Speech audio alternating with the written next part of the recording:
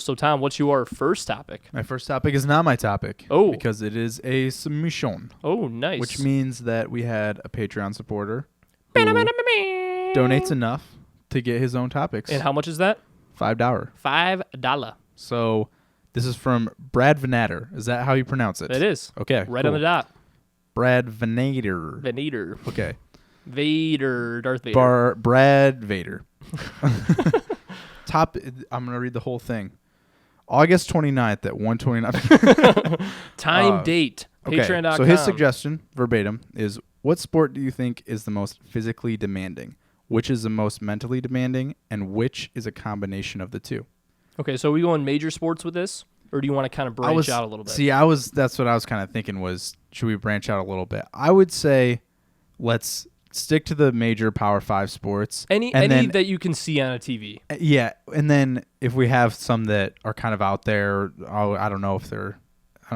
I would say let's stick to the major ones that we think that are major league sports, like professional leagues. Mm-hmm. You know what I mean? Yeah, it makes sense. Because then we can like put in like Olympic sports that don't have a professional league, Yeah. but they still require a lot. Yeah. And it's probably might be considered an easy one, but somebody might have an argument against it. But I think the most physically demanding would hands down be football. Because especially at the professional level, I mean, you got guys that are over 300 pounds that can run a sub like 4.8 for you. Yeah. So you have these guys that are just outrageously strong, outrageously fast, and outrageously quick too. Because that's another thing. It's like you're going to have these guys that are plus 300 pounds with these gigantic guts, but they're ridiculous athletes. Yeah, and they want to murder you. Yeah, exactly. And not to mention the whole point of this game is to hit somebody as hard as they possibly can. Yeah. So if both ends are wanting to get stronger, faster, quicker, whatever, and their goal is to hit each other as hard as they can, it's definitely going to be physically demanding. And plus, and especially nowadays, if you're a high school athlete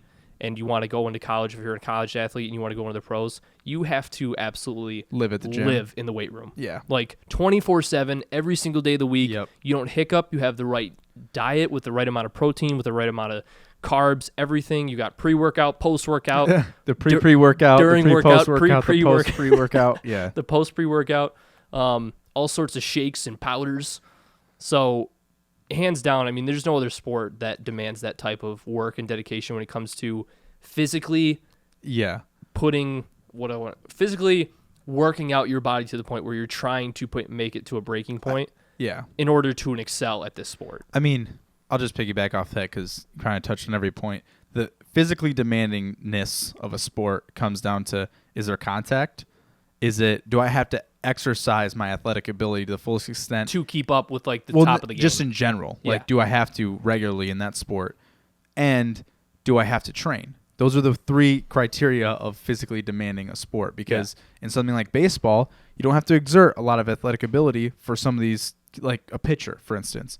You don't have to be running full sprints throughout the entire game. So in that aspect, it's not that physically demanding for that level, but it's physically demanding for like a weightlifting level. And right? like when you pitch, like you pitch once and then maybe you don't pitch again for like another week and a half, 2 weeks. So football hits on every single pillar, but at the top. Yeah. Because in football, if you aren't giving 110% on a play, you could lose your job. Yeah, or you could get hurt. Yeah. Because if you're not going 110%, everybody else is at that level. Yeah. So you see these guys, their little job is to be in the best shape of their lives, and they still are just drenched in sweat. Yeah. Absolutely gassed at the end of games. I mean, yeah, some guys don't give it all they got, but the good ones do. Yeah. And they're dunzos. But yeah, like you said, you got guys who are linebackers who weigh 265, 275, are 2% body fat, absolute machines, and they want to hit you as hard as humanly possible. Yeah. And whether it's legal or not, they don't care. Yeah, exactly. They'll try not to make it illegal, but sometimes it does happen. Push the boundaries as much as possible. Yeah, I don't even think it's close. Yeah. I really don't think there's a close second. I think some people might say rugby, but I still don't think it's close. Yeah, because it's just like it to the point where, rugby is technically football without pads, but the pads make it worse. Yeah, because if you have the problem. pads and the helmet on, you're like, okay, I'm protected for myself, so I can do shit. Yeah, like I can put my body on the line. And the thing is, I do understand that some of the rugby injuries might be a little bit physically grosser sometimes. Yes, but I think having a set play and people having a trajectory towards you is a lot worse than you getting in like the scrum essentially, and then someone kind of like tackling you down. Yeah. As opposed to, okay, we're gonna take a huddle, set this play up. My running back is hitting through this hole, and this safety is blitzing, and he can literally sprint as hard as he possibly humanly can. And if he gets a look on you, it is straight shoulder blade to your chest. Not to mention, we talk about guys hitting each other, but tackling someone like Marshawn Lynch, or Adrian Peterson, Eddie Lacy. Have fun. Those guys running full speed At you. absolutely ridiculous. Good luck. Yeah, so I think.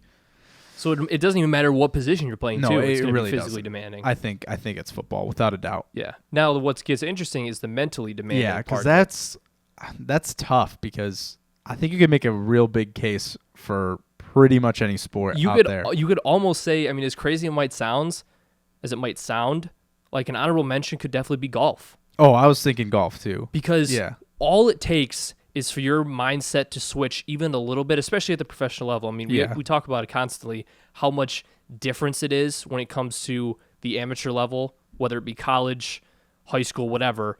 The jump to pros is just outrageous. Yeah. So, especially if you're playing golf at the professional level, like in a big-time major, like we saw with Jordan Spieth in the Masters, he started to fall apart. That one fuck-up on that hole, and like his whole mind is crippled because you're constantly thinking about that shot and say, okay, if I didn't make that shot, what could have been? I could be ahead by this much. I wouldn't have to be now. He went from like a 2-stroke lead to like a 4-stroke behind. Yeah. So to deal with that, and especially at the professional level and at a major level, like something like the Masters, one of the most important tournaments, if not the most important tournament in golf, you can definitely make an argument as golf being the most mentally demanding. I would pick the NBA because my rationale for mentally demanding The season. No, it has nothing to do with the season. I look at so I'm thinking what makes things mentally tough. Okay, so like just same thing with golf. You lose your shot, and all of a sudden things start crumbling down. But more so than anything else is the public spectacle of everything. Yeah. Because I think any sport has that mental element where things can come crashing down on you when you screw up. And you can see NFL guys do the exact same thing. Golf maybe happens more, but I think the added pressure of tabloids, magazines, fans, social media ripping you a new one is more demanding in a sport in the NFL or the NBA than it would be for something like golf or, less active media-wise sports. Yeah, and you talk about that, and that could bring up another argument for soccer, and not just soccer in general, but European soccer, because you look at some of these big-time European clubs like Arsenal, Manchester United, or like Real Madrid or Barcelona. Yeah. If you're a player on one of those teams and you're like shit in the bed, you have a bad game. No, the fans they'll show up to your doorstep. Was it Gareth Bale 2 years ago? Like they were playing fine. Yeah, throwing rocks at his car while he's driving away from the stadium. Yeah, and it's like these guys are heroes. They're gods. Yeah, and it's like care. You play well, and they just worship you, but you have one bad game and they want you gone so fast and willing to throw rocks at your car. Yeah, which I mean, again, I just think that adds in terms of mentality. It's even you can try and tune it out as much as you can, but you can't. No. And I look at the NBA as that has the most drama of any sport that I can think of in terms of people with their takes and just trying to add these ridiculous storylines like who's under more pressure, the Warriors or the Cavs. Because I feel like the with basketball, like the limited amount of players that play at one time, like to the starting five. Yeah. Like we talk about all the time with trash talk in certain sports because we think NBA is the most because you're constantly next to someone. Yeah. Like all the time. Even in football, you are technically, but you have plenty of times where you're just either next to your teammates or like on the sideline or something. But with basketball, especially when you talk about opponents that are close together, but then you have teammates where it's just 5 of you out there, and the relationship that you have to have, especially at the professional level, and that bond that you have to have as a team is super intimate to the point where you got to know what each other is thinking, what you're thinking at what time. Like, okay, given a situation, what's everybody thinking? Where are they going to be? Where do I got to look for put the ball? So NBA is definitely unique in that aspect, and that could definitely be when there's rift between that, whether it be Kyrie and LeBron. Yeah, whether it be internal or something that's caused by the media, like maybe a false rumor is getting spread around. Yeah, and that exactly. Divvies up like the morale of the team. So I feel like definitely basketball is unique in that aspect. Well, and also, you have to fight for such a limited spot. Yeah. So, okay, now you have to add to the element that if I start playing shitty, I can be gonzo. You're always dispensable at all times. Yeah. Unless your name is LeBron or KD, Steph. Steph. Yeah. I mean, obviously the top guys are going to be on teams, but at some point, if you're a middle market guy, you can be shopped around left and right. And I mean, you could argue that basketball is where team chemistry is the most important. Oh, without a doubt. Yeah. I mean, Golden State's the team they are because of chemistry. Yeah. They have all the talent in the world, obviously, but what makes them literally possibly the best team ever, I mean, they might even be a dynasty, is their chemistry. Yeah, exactly. So, yeah, I mean, you definitely make an argument. But then you could also, like, boxing or UFC or something as in terms of, I mean, you could definitely make an argument for any something sport. like UFC when it comes to physically demanding. Because, I mean, if you're beating the shit out of another human being, that's at the same level of... Is that physically demanding, though? Really, though? I don't know. I mean, I've gotten in the UFC octagon more so than plenty of boxing, times. for sure. Yeah, oh, yeah. Because obviously, if you take a knee to the chest and Let then alone- someone knocks you out and you're sitting there and he's still just bashing your face like a basketball off the mat. A kick to the face, you're focused on a dude, and then a foot comes up and hits you in the Yeah. side of the face, knocks you out clean. You bounce off the mat, and a dude's hammer fist in your face while the ref's trying to pull him off. I mean, you could definitely make the case that UFC is physically demanding just because, and especially what it does to your brain. Yeah. Like, I mean, I like watching boxing, especially if there's good, like they're two good classic boxers. Because I mean, the McGregor-Mayweather fight, it was a spectacle. It was a good fight. Yeah, it was a good fight. fight. I was pretty impressed with Mayweather's fight because Mayweather fights are usually boring. Yeah. He's a ridiculously evader and he just dodges everything. Yeah. So, But they both got their shots in. Yeah, and he was definitely going for the knockout. You could tell, and it was an enjoyable fight. I mean, I could count on one hand how many boxing matches I've watched start to finish. Start to finish for sure. Yeah. Yeah. But yeah, I mean, you could definitely make the point because the amount of hits and pressure and damage that's being done to your head and your brain all the time, and it's just rattling around in there. Not to mention, the more hits you do, the more you're just going to be physically drained because obviously your brain is in control of everything in your body. So even if you're not physically tired, like your body's not tired, if you're getting hit shots in the face and you can barely stand, you're going to be mentally tired. So what would be the combination of the two? What do you mean? That's what the question was. Oh, like the most physically demanding and the mentally demanding? Yeah. Whew.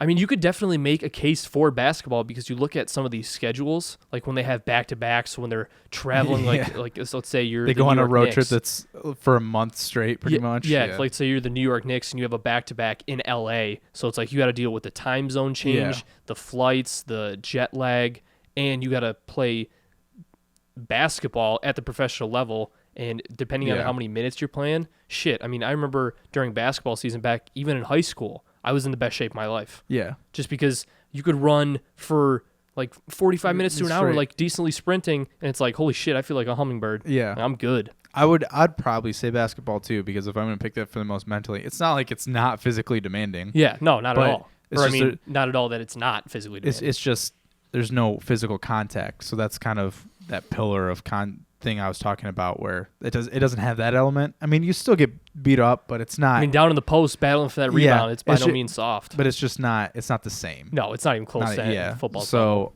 I don't know. I would probably pick NBA too. Yeah, I'd probably go with basketball. Is there any other honorable mentions that you can think of? Mentally, physically demanding, I mean, definitely soccer. I mean, when you talk about how many miles and, well, I guess kilometers in Europe that they're running and the total amount that they're running. Like running 5Ks every single match. It's ridiculous. And not to mention, they're running 5Ks, but it's not like it's all jogging. Like that's interval training pretty much. Yeah, exactly. You're sprinting multiple times. Yeah. Is there any like Olympic sports or anything like that? I mean, you always get into triathlons and decathlons. That's a good point, yeah. And what are those, what's that, the mutter or the mean mutter or whatever? I remember... the Tough Mudder? Tough Mudder, yeah. Because I remember, I think there's one part where you have to, like, crawl on, like, crawl, like, on the ground while laying on the ground, and there's, like, shock wire that's, like, above you or some shit. I remember because I worked with somebody who, like, went through one and went through, like, a full one, and it's like they enjoyed that type of like adrenaline rush and thrill and stuff. But man, that it's just what they were describing to me just seemed absolutely outrageous. I'm gonna give a shout out to gymnastics. Tour de France too. Yeah, gymnastics be nuts. I mean, I've never. I mean, so my SO significant other. Yeah, boo, which I didn't. Your boo thing. I didn't know that SO meant that until about a year ago. Oh really? So no time about FB, only SO. Yeah. That's So- another word. Family Guy joke. That's a deep one too. If you can figure that out, nice. we're You're on a the real same one. page. Yeah, you're a real Family Guy fan with us. But no, I've just never been around a sport where there's literally everyone's hurt. Yeah. And it's just, oh yeah, I broke both my shins, but I mean, I have to go. Not to mention, you watch any of those dudes like on the beams. Every time I watch, or not the beams, what are the rings? Yeah. Anytime I watch that and they try to do those flips and then they launch down, it's like I can feel my shoulders coming out of giving the out, socket. yeah. Not to mention, it's just like that in swimming. You have to be absolutely chiseled to the point you have 0% body fat and Yeah. just your upper body is absolutely huge. Just yoked, yeah. And I mean, it's the vault. Think about the idea of a vault. Okay, so I need to not only jump, but I need to jump as high and as far as humanly possible, and I need to stick exactly what I'm doing, full legs straight. Yeah, exactly. So perfectly. if I'm, an orthopedic surgeon, I'm thinking that's literally the dumbest thing I've ever heard in my entire life. You need to implode your knees. Yeah. Like- I'm jerking my back. Like that's, I mean, it's literally the worst. They tell you to brace your impact, brace your falls. Yeah. And they're saying, no, you need to stick and you need to make sure that your feet never move and you go straight back up. Well, because you see those injuries where it's like they jump super high and then land and then just something, all it takes is just one thing to give out. Yeah. And it's just, It's absolutely Gross. nuts. And it's just everyone's hurt all the time. They're all banged up. not to mention, you look at any gymnast and they're just, because you have like overall athletes that, I mean, you have those people where no matter what they do, they can Yeah. be good at it. And like I feel like gymnasts, just the natural athleticism of your Yeah. the way that your body works and functions is just outrageous. And it's funny because, I mean, obviously me and Holly have talked about it, but it's not something you can just pick up. No, definitely not. Because I mean, I'm not saying that basketball is an easy sport by any means, but there are people in the NBA who have never played basketball before. Yeah. And they're just huge, so they can go do that. And the same thing with the NFL because it's like Yeah. people recruit basketball players. Yeah. Ezekiel Ansah, starting defensive end for the Detroit Lions, he played 8 games Yeah. of his college career, Yeah, or and- football in general. And Kyrie Irving, I mean, obviously he played basketball, Yeah. but he only played for 4 games, and he was still drafted first overall. First I mean, overall. It's just that is possible. There's a soccer player that played rugby, a rugby player that played soccer. I mean, you Yeah. see that kind of crossover, but that's because athleticism can do that sort of thing in those sports. In Mhm. gymnastics, it's just way more technical. Yeah. And I mean, I'm sure that's the same thing. I mean, it'd be the same thing as snowboarding, skiing, that sort of thing. You can't just hop on a snowboard and be like, I know exactly what I'm doing. Like, Yeah. if you want to compete at the X Games or the Olympics, you have to. It's a technical skill you have to develop. Yeah. And Whereas basketball is just a lot more. I don't know. It's just different. yeah. And golf would be one of those sports. Yeah, because, that's a like, good one, yeah. It's like one of those technique sports where if you miss one part of your swing, like the ball's going fuck all nowhere. Yeah. Right. Yeah. So, I mean, another thing about gymnastics too is that, oh shit, what was I going to say? Gymnastics, athletes, Nastia Lukin. backflips, swimming. Oh my God, I just had it. Oh, something. Something about. Was it about gymnastics? Is that Yes. what you're saying? Yes. Something. Gosh damn it. Oh, the more I talk, the farther away it gets. Oh, Yeah, whatever. you Maybe lost I'll it. think of it later. Oh well. But yeah, gymnastics, crazy sport for sure. Yeah. I mean, the mentally tough thing I think creates the most debate, but I definitely think that football is the most physically demanding. I would say basketball is probably the most mentally demanding. Thought What's of up? Go. So gymnastics takes like the biggest thing about like that all gymnastics share are just their outrageous flexibility. Yeah. And flexibility in general has so much to do with every every athletic trait in every sport. Oh yeah. You don't think you underappreciate what flexibility will do for your speed. Any sport being flexible and being more flexible than the average person will outrageously improve just your Yeah. overall skill at at whatever sport Yeah, you're trying without to a do. doubt. So yeah, that's what I was thinking of. That's a Flexibility. good call. But yeah, if I were to pick physically and mentally demanding in a package deal, I would pick gymnastics.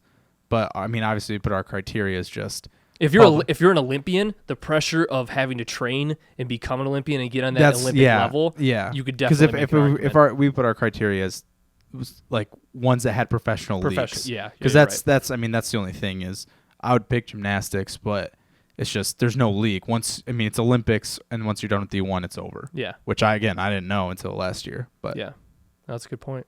So yeah, your answer would be gymnastics for both, yeah, for both. Yeah, that's probably a good point. I would probably do. I don't know. I think UFC is definitely. I wasn't thinking of it at first, but it definitely kind Look at of. what it did to Ronda's confidence. Yeah, she got knocked out and she was never the same. No. And she got knocked out again and she's done for good. And with your brain, And she was 2 years ago. She was literally, I mean, you want to talk about a god in a sport? Yeah. It didn't get much bigger than her. Yeah. Conor McGregor. Yeah, exactly. And it's just anything to do with messing with your brain, man. And getting you're literally getting the shit kicked out of you. Yeah, like that's the whole purpose of the sport. Yeah. Yeah. So yeah, I honestly probably both UFC.